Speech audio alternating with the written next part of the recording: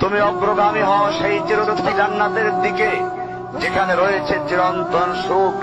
যা মন চাইবে তাই পাবে, যা আদেশ করবে তাই দেওয়া হবে। জেনে রেখো, দুনিয়ার চাওয়া পাওয়ার পূর্ণতার স্থান নয়।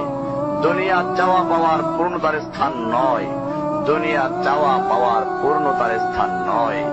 জান্নাতি হচ্ছে এমন জায়গা যা তোমার সব আকাঙ্ক্ষাকে পূর্ণ করে দেওয়া হবে।